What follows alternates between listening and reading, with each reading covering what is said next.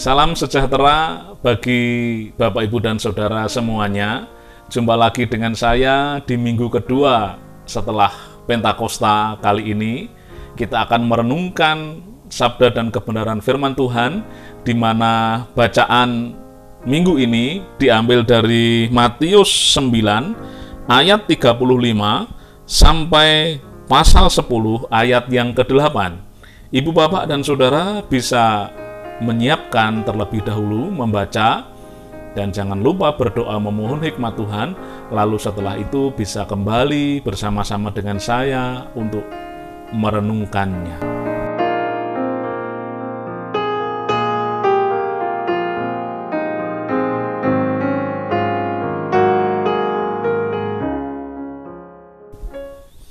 Nah, saudara-saudara yang dikasihi Tuhan, di dalam pasal 9 ayat 35 sampai 38, Yesus berkata soal tuehan. Yesus berkata soal ladang.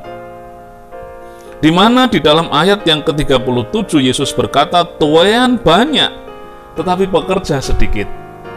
Ini Yesus katakan setelah melihat ada begitu banyak orang yang membutuhkan uluran tangan atau sentuhan kasih.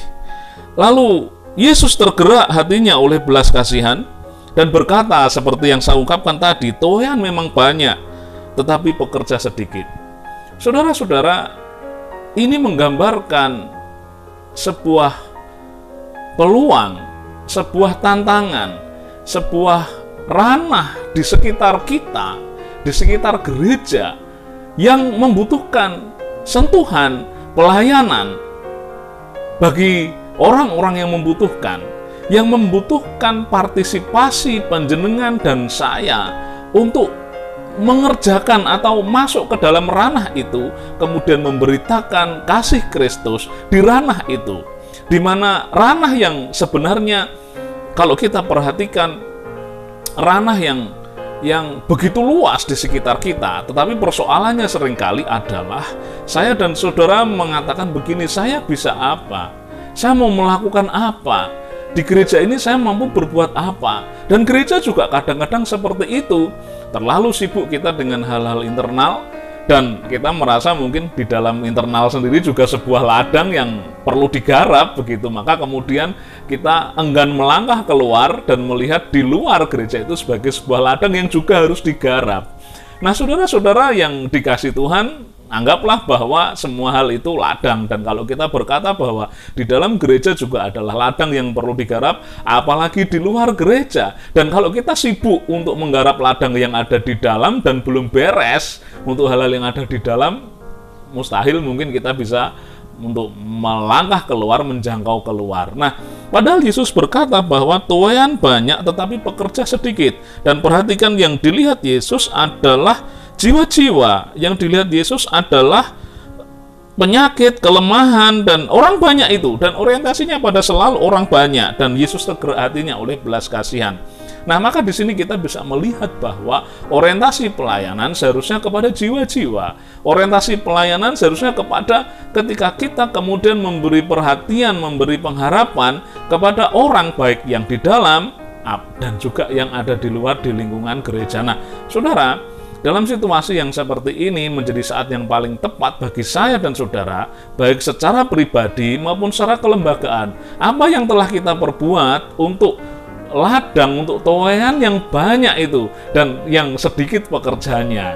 Nah, saudara-saudara yang dikasihi Tuhan, ya barangkali kita sudah melaksanakan diakonia karitatif, yang artinya kita bisa memberi bantuan atau apa, tapi jangan sampai kemudian juga hanya menjadi sebuah formalitas saja, ya wis ketok-ketoknya diakonia, lalu kemudian memberikan pelayanan karena kancane ya do memberi sumbangan, do memberi bantuan ini dan itu, lalu kita ben macem-macemnya member-membernya sebagai sebuah gereja, lalu kita kemudian memberi di foto lalu sudah selesai. Jangan begitu. Sebab sekali lagi bahwa fungsi dasar dari saya dan saudara ditempatkan Tuhan di dunia ini adalah untuk berdampak, untuk berada di ladang yang harus digarap ini, saudara-saudara. Nah, perhatikan saudara, perhatikan bahwa Yesus berkata begini, dia tergerak hatinya oleh belas kasihan, lalu kemudian Dia berkata, mintalah kepada Tuhan yang mempunyai tuaian, supaya ia mengirimkan pekerja-pekerja untuk tuaian itu. Mintalah pada Tuhan yang mempunyai tuaian. Artinya kita berdoa kepada Tuhan untuk kita meminta. Gereja berdoa kepada Tuhan untuk meminta para penuai, para pekerja, orang-orang yang siap untuk melakukan pelayanan di ladang yang sudah saya sebutkan itu, di dalam dan juga di luar. Mintalah kepada Bapa yang mempunyai tuaian.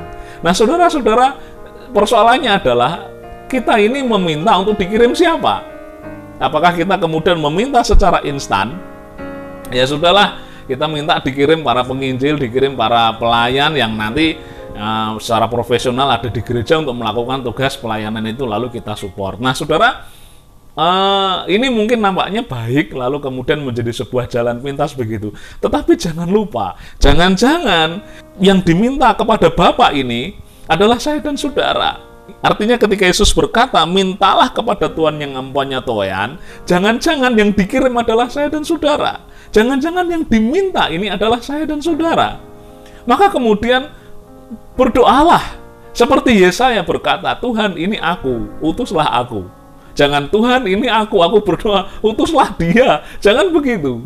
Karena saudara, saya dan saudara, jangan-jangan yang diminta oleh yang kepada yang mempunyai tuaian ini. Nah, maka kemudian mari bersama-sama kita sadari bahwa partisipasi aktif kita dalam pelayanan itu sangat dibutuhkan karena ladangnya banyak, tuaiannya sedikit. Nah, saudara, sekali lagi bukan formalitas. Bukan seperti yang saya ceritakan tadi, ya sudah, yang penting ikut bersama-sama, yang lain difoto lalu selesai. Bukan. Kalau saudara dan saya mengaku pengikut Kristus, kita mau hidup seperti Kristus, maka segala sesuatu harus didasari dari, perhatikan, Yesus tergerak oleh belas kasihan hatinya. Harus dari hati, harus tergerak. Wah, saya tidak tergerak, Pak. Lah, ini persoalannya, saudara. Jangan sampai menjadi sebuah alibi bahwa saya tidak tergerak, ini menjadi alibi untuk kita tidak mau melayani seperti tadi. Tuhan, ini aku, utuslah dia. Jangan begitu. Tetapi mari berpikir apa yang bisa saya lakukan untuk kerajaan Allah, baik di dalam maupun keluar. Apa yang bisa saya kerjakan? Sebab apa? Jangan-jangan sekali lagi bahwa yang diminta dari Bapa ini adalah saya dan saudara. Maka berdoalah seperti Yesaya, Tuhan ini aku, utuslah aku. Lalu saya bisa apa, Pak? Saya nggak bisa menginjil, saya nggak bisa memberitakan firman Allah, tidak bisa berkhotbah, tidak bisa menyanyi. Saudara, ada banyak hal yang bisa kita lakukan. Ini butuh kepekaan, ini butuh satu komitmen, ini butuh kerinduan. Saya mau melakukan apa? Hal sekecil apapun kalau kita lakukan dari hati yang tergerak, kalau kita lakukan dengan tulus, ini sebuah kesaksian, ini sebuah penginjilan, ini sebuah pewartaan ketika kita memberi pengharapan kepada banyak orang. Nah, perhatikan, nanti kita bisa melihat di dalam pasal 10 ayat yang ke-5 sampai ayat yang ke-8, Yesus mengutus mereka untuk pergi kepada domba-domba yang hilang dari umat Israel. Lalu kemudian memberitakan bahwa kerajaan surga sudah dekat kepada segala bangsa. Bukankah ini digenapi ketika Yesus naik ke surga? Yesus mengutus murid-murid, pergilah, jadikanlah semua bangsa muridku. Artinya pergilah, bahwa murid-murid itu nanti akan ditinggalkan oleh Yesus untuk pergi ke dunianya masing-masing, kehidupannya masing-masing, untuk melakukan apa yang mereka bisa, mewartakan kasih di dunia mereka. Dan Yesus tidak meninggalkan sendiri, karena setelah Yesus naik ke surga, Roh Kudus turun menyertai orang-orang yang disuruh pergi itu. Jadi pergi artinya saya dan saudara sekarang ini adalah orang-orang yang dalam tanda kutip pergi, sebagaimana dimaksudkan dalam Matius 28 itu, ke dunia kita masing-masing, mengerjakan apa yang kita bisa untuk pekerjaan Allah itu. Nah, saudara-saudara, itu poinnya. Nah, yang poin pertama maksud saya. Nah, yang kedua, saudara, mari kita lihat bersama-sama di dalam pasal 10 ayat 1 sampai ayat yang keempat. Ini sebuah realita yang harus kita pahami. Dikisahkan setelah Yesus melihat ladang itu, tuaian banyak, pekerja sedikit, dan dia mengutus untuk kita meminta kepada Bapa mengirimkan tuaian. Menarik sekali, Matius mencatat bahwa Yesus kemudian memanggil 12 rasul untuk itu. Nah, artinya memang saudara, luar biasa bahwa tuaian banyak, saudara, ladangnya luas, pekerja sedikit, lalu Yesus kemudian merekrut murid-murid. Wah, ini gambaran yang menarik sekali. Dan ingat bahwa jangan-jangan Yesus merekrut saya dan saudara. Menarik sekali. Yang saya mau soroti di poin yang kedua ini adalah, nah, perhatikan, Yesus merekrut 12 orang, saudara. Nah, ada nama-nama disebut oleh Matius di sini.